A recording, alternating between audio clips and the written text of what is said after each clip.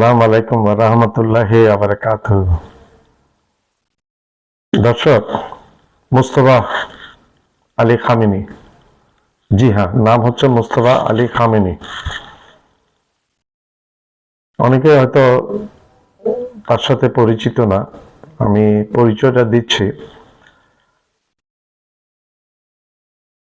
3-4 দিন আগে শহীদ হওয়া ইরানের ধর্মীয় নেতা আয়াতুল্লাহ খামেনির পুত্র মুস্তফা খামেনি, বলা হয়ে থাকে বাবার থেকে 10 গুণ বেশি কঠোর।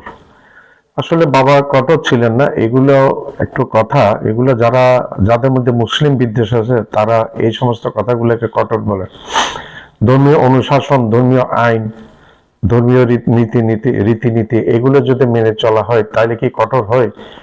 ধর্মীয় আইন সেটা যদি আমরা মেনে চলি তাহলে এটা তো কঠোর না, এটা হচ্ছে আল্লাহর বিধান। আল্লাহ যেভাবে আমাদেরকে সৃষ্টি করেছেন এবং আল্লাহর উপাসনা করা, যে আল্লাহর ইবাদত করার জন্য সৃষ্টি করেছেন, আমরা যদি সেটা মানলে যদি আমরা মৌলবাদী হয়ে যাই তাহলে মৌলবাদ। আর কঠোর যদি হয়, যদি সেটাগুলো মানলে কঠোরভাবে মানলে যে কঠোর হয়ে যায় তাহলে কঠোর।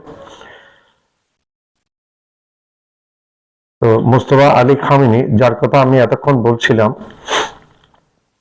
সে পর্দার অন্তরালে ছিল এবং প্রকাশ্যে তেমন একটা বোঝা যেত না এবং মানুষও বুঝতো না মুস্তফা আলী খামেনি সম্বন্ধে।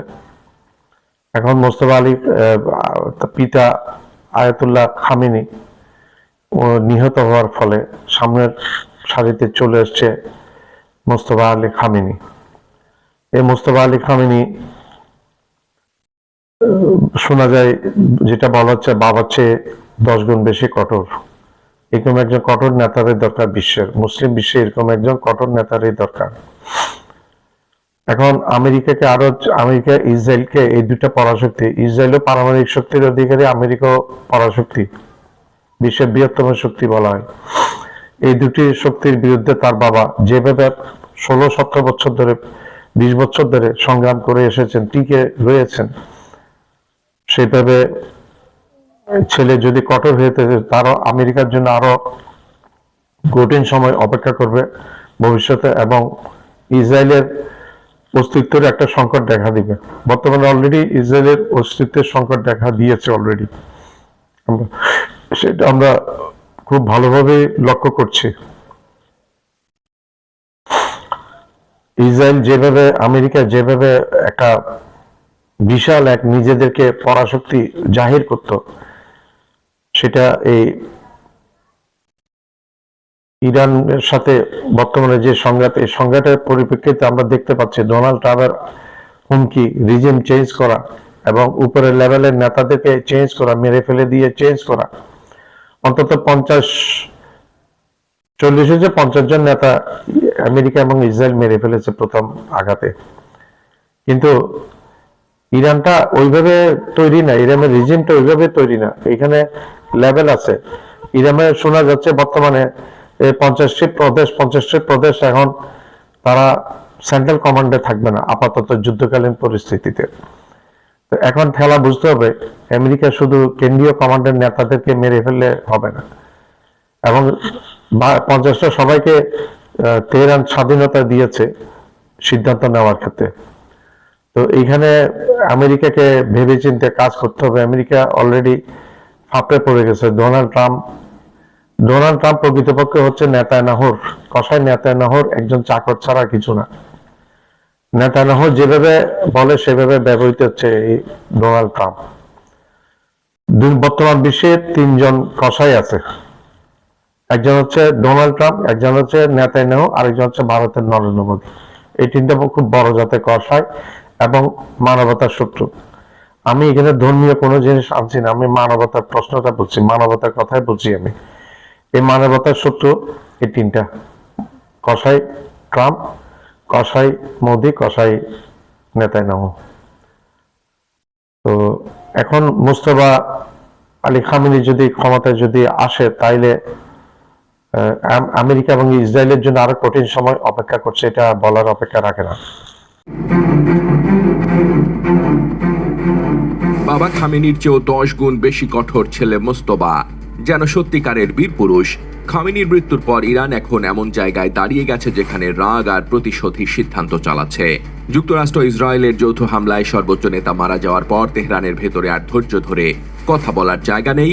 এখন সবাই চাচ্ছে বড় জবাব, দ্রুত জবাব, ভয় ধরিয়ে দেওয়া জবাব। এই পরিস্থিতিতে যদি খামেনির ছেলে মোস্তফা ক্ষমতার সামনে চলে আসে, তাহলে কূটনীতি আরো পিছিয়ে যাবে, সামরিক সিদ্ধান্ত আরো সামনে আসবে, আর পুরো মধ্যপ্রাচ্য নতুন করে আগুন জ্বলবে। কারণ মোস্তফা নাম উঠলেই একটা ধারণা ঘোরে, সে বাবার মতো হিসাবি ধৈর্যের মানুষ নয়, সে বেশি কড়া, বেশি কঠোর, আর ক্ষমতা ধরে রাখতে গেলে আরো ভয়ঙ্কর ভাবে নামবে। খামেনির মৃত্যুর পর ইরানের ক্ষমতার ভেতরে যে নড়াচড়া শুরু হয়েছে সেটাকে এখন সবাই উত্তরসূরি যুদ্ধ হিসেবেই দেখছে। এই সময়টাই সবচেয়ে বিপজ্জনক, কারণ দেশের ভেতরে নিরাপত্তা বাহিনী, গোয়েন্দা বলয়, কট্টরপন্থী গোষ্ঠী সবাই একসঙ্গে শক্ত অবস্থান নেয়, কেউ ছাড় দিতে চায় না। এই ভেতরের খেলায় মোস্তফা নাম বারবার আসে, কারণ দীর্ঘদিন ধরেই তাকে পর্দার আড়ালের শক্ত মানুষ হিসেবে বলা হয়। ইসলামিক রেভলিউশনারি গার্ড, গোয়েন্দা সংস্থা আর ক্ষমতার ভেতরের লোকজনদের সঙ্গে তার প্রভাব আছে বলেই আলোচনা। বিরোধীদের কাছে সে আতঙ্কের নাম, আর কট্টরপন্থীদের কাছে সে শক্ত হাতে দেশ চালানোর লোক। 2009 সালের বিক্ষোভ দমন করা দমন নীতি, এসব ঘটনার সঙ্গে তার নাম নানা সময় উঠে এসেছে বলেই তাকে ঘিরে ভয় আরো বড়। আলী খামেনি অনেক সময় ধাপে ধাপে চাপ বাড়ানোর নীতিতে চলতেন, অনেকটা হিসেব করে, সময় নিয়ে, কৌশল করে। কিন্তু এখন ইরানের পরিবেশ বদলে গেছে।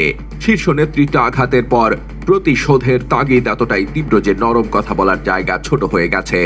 সাম্প্রতিক মিসাইল আর ড্রোন হামলাগুলো নিয়ে ধারণা করা হচ্ছে, সিদ্ধান্তগুলো আরো কঠোরভাবে নেওয়া হচ্ছে, এবং এর ভেতরে মোস্তফার ভূমিকা থাকতে পারে।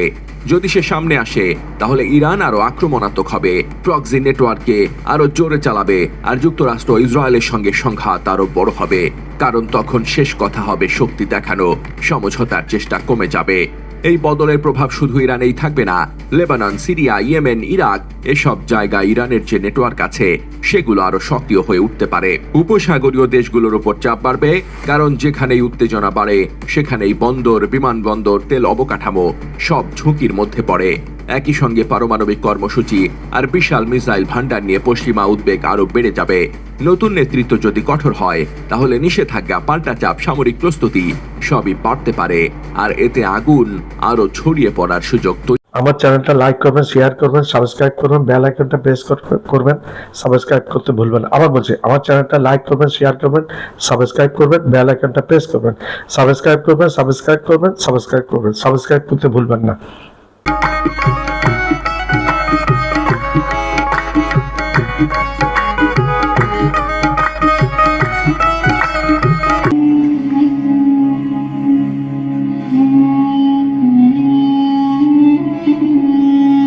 আমার চ্যানেলটা লাইক করবেন, শেয়ার করবেন, সাবস্ক্রাইব করবেন, বেল আইকনটা প্রেস করবেন, সাবস্ক্রাইব করতে ভুলবেন না। আবার বলছি, আমার চ্যানেলটা লাইক করবেন, শেয়ার করবেন, সাবস্ক্রাইব করবেন, বেল আইকনটা প্রেস করবেন, সাবস্ক্রাইব